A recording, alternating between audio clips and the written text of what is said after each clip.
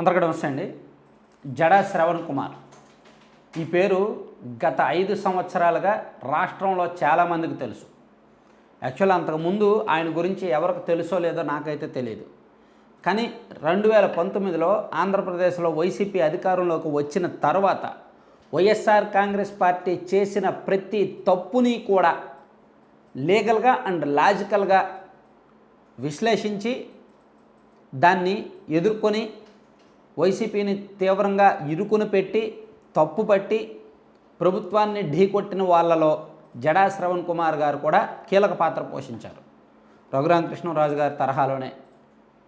అలాగే ఇంకా కొంతమంది చాలామంది ఉన్నారు వైసీపీ తప్పులను ఎంచి వైసీపీకి వ్యతిరేకంగా పోరాటం చేసిన వాళ్ళు. అందులో జడా శ్రవణ్ కుమార్ గారి పాత్ర వేరు.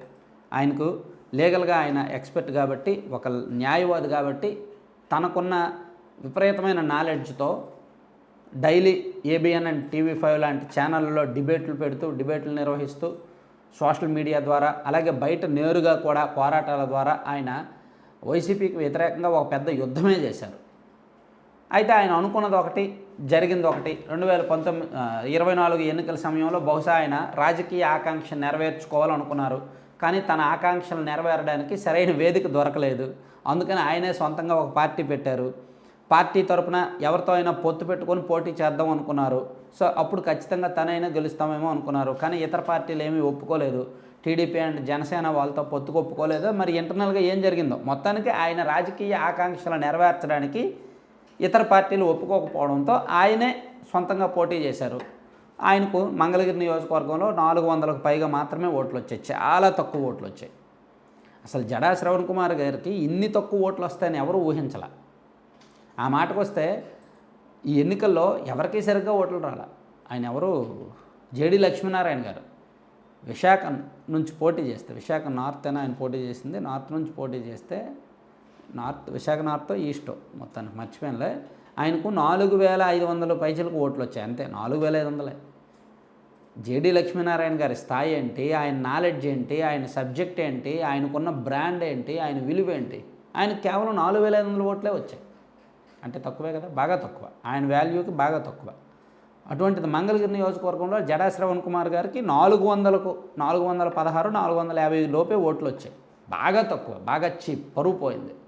అలాగే ఆయన బీసీవై పార్టీ రామచంద్ర యాదవ్ గారికి కూడా మంగళగిరిలో చాలా తక్కువ ఓట్లు వచ్చాయి. 373 ఓట్లే వచ్చాయి, చాలా తక్కువ. అలాగే పొంగనూరులో కూడా ఆయనకు రామచంద్ర యాదవ్ గారికి చాలా తక్కువ ఓట్లే వచ్చాయి. 3500, 4000 అరౌండ్ ఓట్లు వచ్చాయి. అంటే టీడీపీకి వైసీపీకి, టీడీపీ కూటమి వాళ్ళకి వైసీపీ వాళ్ళకే పోటీ, ఇంకో వీళ్ళెవరూ మాకు పట్టదు అనేటట్లు ప్రజలు ఓట్లు వేశారు. అందుకే జడా శ్రవణ్ కుమార్ గారు ఎన్నో కలలుగన్నా, ఎన్నో ఆకాంక్షలు ఉన్నా సరే చివరికి చాలా తక్కువ ఓట్లతో పరువు పోగొట్టుకోవాల్సి వచ్చింది. సో ఇప్పుడు జడా శ్రవణ్ కుమార్ గారి పాత్ర ఏంటి? గతంలో ఆయన టీడీపీ మీడియాకు ఆయనే మెయిన్ పిల్లర్, టీడీపీ మీడియాకు ఆయనే డైలీ ఐటెం. ఏ సబ్జెక్ట్ ఎక్కడ ఏం జరిగినా ఆయన డిబేట్లో పాల్గొనేవాడు. లీగల్గాను లాజికల్గాను చాలా బలమైన వాదన వినిపించేవాడు. అది కొంతమేరకు ఉపయోగపడింది, ఆ ఛానళ్లకు ఉపయోగపడింది, ఆయనకు మంచి పేరు తెచ్చిపెట్టింది. అంతకుముందు జడా శ్రవణ్ కుమార్ అంటే ఎవరికీ తెలియదు. అటువంటిది 4 ఏళ్లలో ఆయన మంచి అందరికి బాగా ఫేమస్ అయిపోయాడు. రాష్ట్ర వ్యాప్తంగా ఎక్కడికక్కడికి వెళ్ళేసరికి అభిమానులు, పూలు ఇవన్నీ ఉన్నాయి. సో చివరికి ఇప్పుడు ఎన్నికలు ముగిశాయి. ఇప్పుడు కూటమి అధికారంలోకి వచ్చింది. కూటమి అధికారంలోకి వచ్చాక ఆయన్ను పట్టించుకోరు. ఎందుకు పట్టించుకోరు? ఆయన కనుక పార్టీ పెట్టకుండా అదే రకంగా డిబేట్లు నిర్వహిస్తూ ఉంటే, అదే రకంగా వైసీపీకి వ్యతిరేకంగా పెడుతూ ఉంటే ఖచ్చితంగా కూటమిలో ఆయనకు ప్రాధాన్యత ఉండేది. పార్టీ అధికారంలోకి వచ్చాక ఆయనకి ఏదో నామినేటెడ్ పదవో ఏదో ఒక సలహాదారు పదవో ఇచ్చేవాళ్ళేమో, ఎందుకంటే గత 4-5 ఏళ్ళలో ఆయన కూడా పోరాడారు కాబట్టి. కానీ ఆయన వేరేగా పోటీ పెట్టడం, ఎన్నికలకు ముందు టీడీపీకి వ్యతిరేకంగా 2-3 వీడియోలు చేయడం, ప్లస్ ఎన్నికలకు కరెక్ట్గా 6 నెలల ముందు నుంచి ఆయన టీడీపీ అనుకూల మీడియాకు దూరం అవ్వడం, ఇవన్నీ జరగడంతో ఆయన్ను కూటమి నేతలు ఎవరు పట్టించుకోవాలి. సో ఇప్పుడు ఆయన కూటమికి వ్యతిరేకంగా ఉండాల్సిందే తప్ప కూటమిలోకి వస్తానంటే ఎవరు తీసుకోరు. ప్రభుత్వం కూడా అతన్ని ఎంకరేజ్ చేయదు. అందుకే ఆయన కూడా తన దారి తను వెతుక్కున్నారు. సాక్షి టీవీలో డిబేట్లలో పాల్గొంటున్నారు. సాక్షి అండ్ వైసీపీ అనుకూల ఛానళ్ళలో, వైసీపీ అనుకూల యూట్యూబ్ ఛానళ్ళలో ఇప్పుడు తన డిబేట్లు మొదలు పెడుతున్నారు, తన వాదనలు మొదలు పెడుతున్నారు. అంటే ఒక రకంగా కూటమి ప్రభుత్వానికి వ్యతిరేకంగా మళ్ళీ సేమ్ గతంలో వైసీపీ చేసిన తప్పులను ఎలాగైతే బయట పెట్టారో ఇప్పుడు కూటమి ప్రభుత్వం చేసే తప్పులను బయట పెట్టడానికి రెడీ అవుతున్నారు.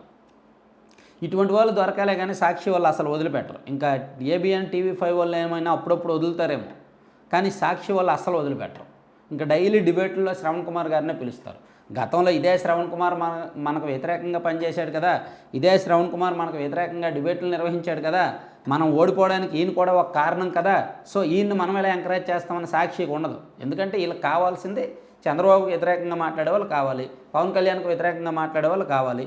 అలా మాట్లాడే వాళ్ళు ఎవరైనా సరే వీళ్ళు ఎంకరేజ్ చేస్తారు, అలా మాట్లాడినంతకాలం ఎంకరేజ్ చేస్తారు.